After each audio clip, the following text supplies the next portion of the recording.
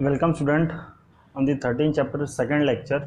So we are on the topic to discuss about what is uniform motion and non-uniform motion and how we measure time. ठीक है, what are the ways to measurement of a time? First, uniform motion. अब इसको समझने के लिए हम एक example से लेते हैं. पहले सबसे पहले डेफिनेशन देख लेते हैं. A body is said to be in a uniform motion of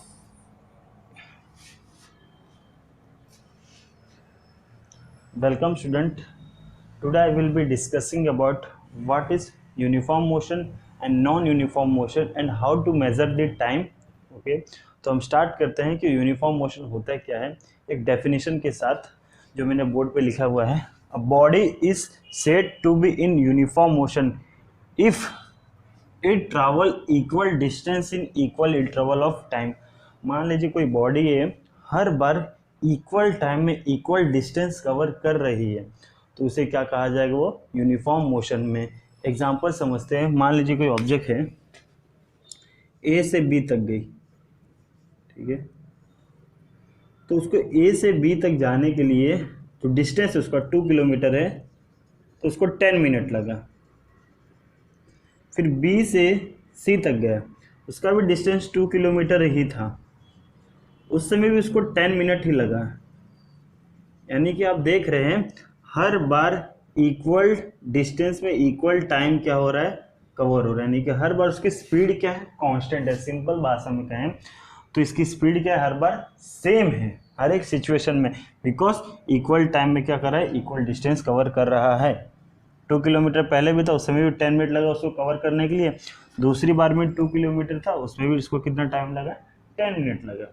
तो इसे क्या कहा जाता है, यूनिफॉर्म मोशन. इसका बेस्ट एग्जांपल है जब कभी भी हम बाईसाइकिल बिना ट्रैफिक वाले एरिया में चलाते हैं. मान लीजिए हाईवे पे चलाते हैं, नेशनल हाईवे रोड्स होता है, वहाँ पे कांस्टेंट चलते रहते हैं, बिकॉज कोई ट्रैफिक नहीं रहता, कोई ऐसे गाड़ी को रोकने वाली चीज़ नहीं रहती है. तो उस समय केस कैसा आता है हमारा, यूनिफॉर्म मोशन का. ठीक है. अब नॉन यूनिफॉर्म मोशन क्या होता है, टाइम पीरियड तो फिक्स रहता है, टाइम पीरियड तो फिक्स है, बट डिस्टेंस इस बार क्या होता है, अलग अलग कवर होता है. डिस्टेंस क्या है, अलग अलग कवर हो रहा है. देखिए पहले 10 मिनट में उसने कितना चला, 3 किलोमीटर चला. अब दूसरे 10 मिनट में उसने 2 किलोमीटर कवर किया. तो इससे क्या पता चल रहा है कि इक्वल इंटरवल ऑफ टाइम है, पर डिस्टेंस क्या है, अलग अलग कवरेज है. तो वो क्या बताते हैं, नॉन यूनिफॉर्म मोशन. ठीक है. टाइम पीरियड फिक्स बट अलग अलग डिस्टेंस कवर हो रहे हैं, तो उसे क्या बोला जाएगा, नॉन यूनिफॉर्म मोशन. इसका एग्जांपल है जब आप कभी भी जो अपनी बाइक है ट्रैफिक वाले एरिया में चलाते हैं, ऑफकोर्स वहाँ पे इतनी भीड़ रहती है कि कांस्टेंट स्पीड से हम चल ही नहीं पाते हैं, स्पीड एक बराबर रहती ही नहीं है. तो ये एग्जांपल था नॉन यूनिफॉर्म मोशन का. अब मेजरमेंट ऑफ टाइम, किस तरह हम टाइम को मेज़र किए. पहले के लोगों के पास कोई वॉच नहीं था. जब कुछ हम डेवलप हुए, मॉडर्न हुए, तो हमने बहुत ज़्यादा साइंटिफिक स्टडी किया, तब जाके हमने वॉच निकाला. तो पहले लोगों के पास वॉच नहीं था, तो वो लोग ऐसा मानते थे कि फर्स्ट सनराइज़ और सेकंड सनराइज़ के बीच में जो टाइम होता है उसको क्या मान लेते थे, 1 डे.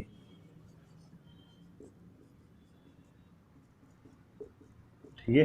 अब नेक्स्ट, अब कभी भी हम मंथ कैसे मानते थे, तो पहला न्यू मून, ओके, और दूसरा न्यू मून का जो टाइम पीरियड गैप होता था, जो दोनों के बीच में टाइम, उसको क्या मानते थे, 1 मंथ. और थर्ड वो क्या करते थे कि पूरा अर्थ रिवॉल्व कर रही है, ठीक है, तो उसके हिसाब से भी ये कहते थे कि हाँ 1 ईयर हो गया है. दूसरा ये भी कि इनको पहले के लोग पहचानते थे कि कौन सा सीज़न आने वाला है, कभी भी तारों को देख के.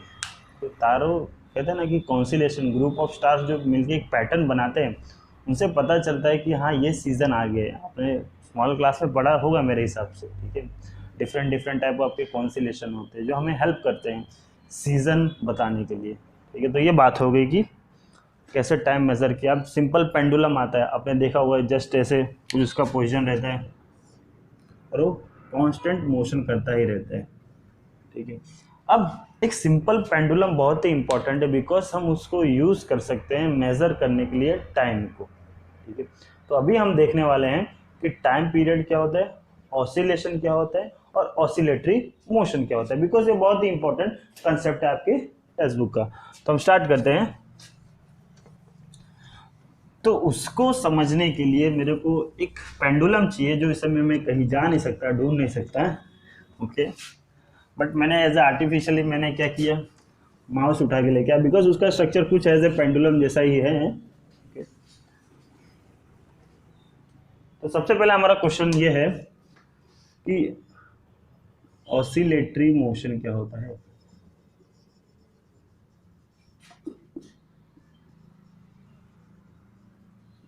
ऑसिलेशन क्या होता है एंड टाइम पीरियड।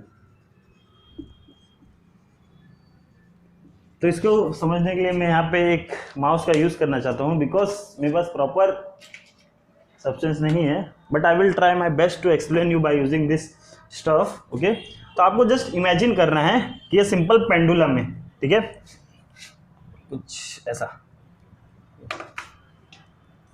तो सिंपल पेंडुलम का कुछ स्ट्रक्चर ऐसा है जिसमें क्या होता है कि एक रिजिड बॉडी रहती है। रिजिड बॉडी यानी कि वहां पे वो एकदम पकड़ के उसको रखा रहेगा, ठीक है, उसको गिरने नहीं देगा।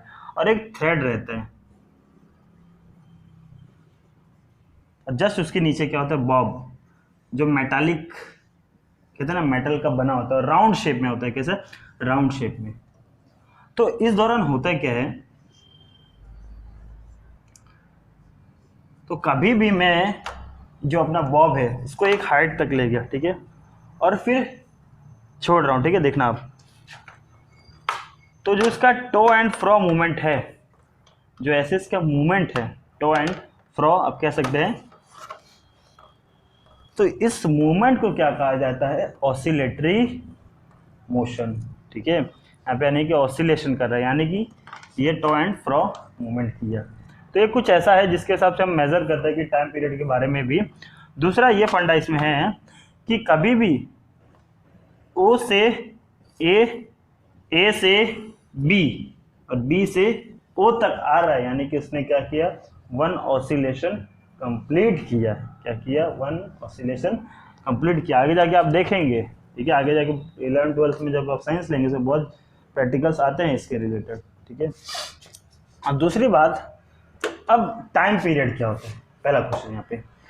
तो इसको समझना है। मान लीजिए हम ये अपना पेंडुलम है, उसको कुछ हाइट तक ले गए, ओ से ए, ठीक है, और फिर बी से ओ तक आ रहा है, यानी कि ओ से ए और ए से बी और बी से ओ तक आने को जो उतना टाइम पीरियड, टाइम लग रहा है, जितना समय लग रहा है पूरा डिस्टेंस कवर करने के लिए, उसे क्या कहा जाता है, टाइम पीरियड। मान लीजिए ओ से छोड़ा मैंने, ठीक है, ए तक गया, बी से ओ तक फिर आया, तो जितना टाइम पीरियड लग रहा है उसको डिस्टेंस इतना कवर करने के लिए, तो उसे क्या कहा जाता है, टाइम पीरियड। जितना टाइम उसको लग रहा है इसको कवर करने के लिए पूरा, ओ से ए, बी से ओ तक, तो उसे क्या कहा जाता है, टाइम पीरियड, ओके। तो इसको यूज किया जाता है मेजर करने के लिए टाइम को, बिकॉज इसमें क्या होता है, इक्वल डिस्टेंस के हिसाब से क्या होता है, वो कवर करते हैं बहुत।